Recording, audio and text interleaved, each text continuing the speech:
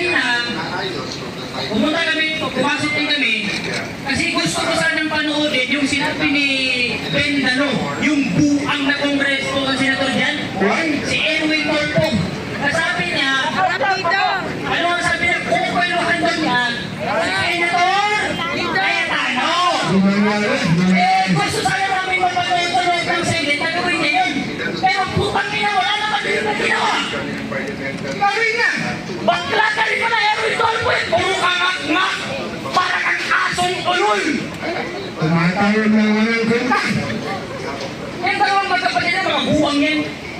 Tatapag ng mga tarantado, wala kayong ginawa kung hindi balungkutin ang batas sa ating bansa. Subukan na. Diba? Pag sila ang taon, makabayan sila. Pero pag hindi sila sinipon, wala daw sa konstitusyon, wala sa batas ng Senado. Putang ina naman. Mga kababayan ng Pilipino. Harap-harapan yung panggagago sa akin. Etong mga senator na ito na sumusuporta sa magnanakaw na administrasyon.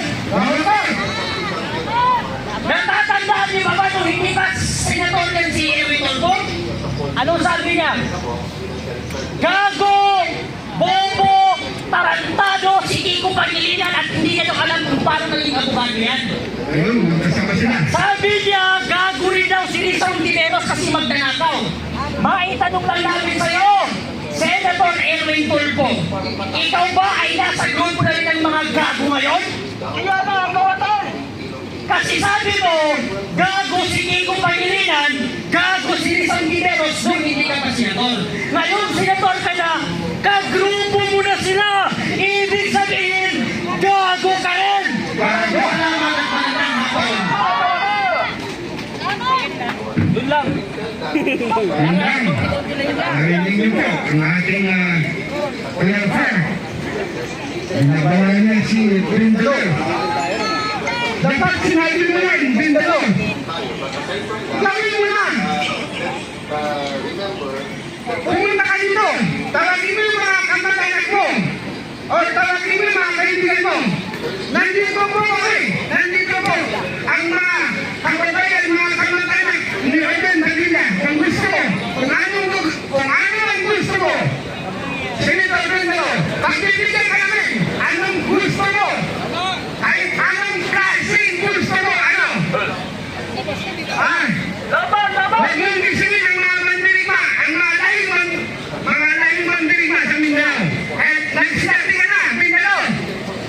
Sinasabi mo, dapat gawin mo na. Hindi na kailangan sa labas ng Senado. Ano gusto mo? Ang pinapapasok dyan? Ha? Ano? Sabihin niya. Handa na tayo. We are ready to sacrifice ourselves for the regarding the right of the Philippine people. Ready na ba tayo? Hindi na!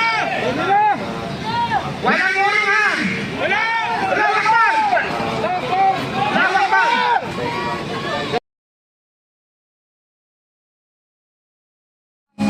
Committee raw ng Blue Ribbon at ang si Gatchalian naman ay Senate President daw. Kaya hindi talaga sila pumunta dyan.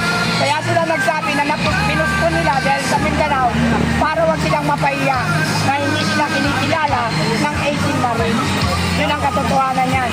Katunayan nga, pinigilan ng 18 Marines eh. Pinigilan sa pagpasok, hinahanapan ng QR code. Paano magka-armang QR code yan? Isipin nyo naman, hindi na nga nakakalabas ng bahay yan. Hindi na nakakapagtagot. Hindi na makalitaw. Paano makakakuha ng QR code? At sino mag-distribute ng QR code? Talagang delaying tactics eh. Pero gusto silang pigilan ng 18 Marines dahil malalantad na kung sino ang nag-iistiga sa kanila ngayon na mga agaw na liderato ay sila mismo ang may involvement sa mga mali-malitang nakawan ng Ghost Project ng DPWH. Yun ang katotohanan yan. Thank you. Salamat. God bless. Sa kanyo.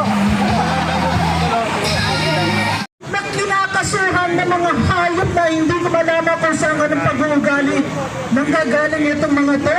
Dapat itong mga sino pa ba? Di ba? Ilan ang asawa nitong hayop na to? Kung makapagsalita parang akala mo ano, taratitan, batang bala. Ngayon, nakakahiya ka, Senator Erwin. Wala ka ng kredibilidad. Nakita niya mga pinagsasasakay, parang pinaghiya tayo sa ano. Bendalo, yes. O yan sila ba? Dapat magtindigil, tumayo, para kasuhan ito mga code of ethics na pinagsasasabi nito mga senator na nandito. Di ba? Walang ano eh, walang... Mga peke, Ewan ko nga ba't kung paano nanalo itong mga to eh. peking turibon. Di ba? Nakita niyo sinasabi ni Senator Alan Peter Cayetano, siya ay magbubuwis ng buhay. Dahil sa naman talagang hinalan eh. Ito mga peking senator na to, putak ng putak. Dapat ang asikasuhin nyo yung labing tol sa Jensan. Tama. Paano nyo tutulungan ang mga kababayan natin doon na namatay? Paano sila papangon muli doon? Na ang inyong ano ba tawag doon? Ang kanilang babangon muli. Anong babangon? Walang babangon kapag ganito ang mga namumuno sa atin. Di ba? Kaya kayong mga lawyer, di ba, para sa bayan natin, tumayo tayo, kasuhan natin etong mga to. Ako, nakikita ninyo, di ba, walang, naku, ewan ko nga ba, kung anong klaseng mga senator to mga to. Si Teleleng! Bumaba ka dito, Teleleng! Bakit ba hindi nakakasuhan? Oo, Mayroon ba siyang paway dyan sa Senate? Wala. Bakit pinapapapasok? Yes. Teleleng! Walang pa. Teleleng! Talagang trililing. Oo. Ate ka, ini-interview Okay. sila doon eh. Anong interview na? Kanilang kaning. Okay, maraming salamat po sa ating mga kapatid na mga Muslim at pinili po ninyo na dito po isagawa ang yung press conference at habang kanina tayo naman po dito araw-araw tayo po ay masunurin sa ating mga kapatid na pulis. Marunong tayo magbigayan. Kaso kanina, nasaktan ako doon sa isang sinabi ng isang enforcer na yan na sinabi ko na sa kanya na hahanapin ko ang driver ng mga sasakyan. Sabi niya, matagal pa yan. Ihilain ko yan. Sabi ko sa kanya, hilain mo. Oo. Oo. Paalala ko lang sa iyo, marunong kami sumunod sa mga kapatid na pulis dahil nirerespeto namin sila.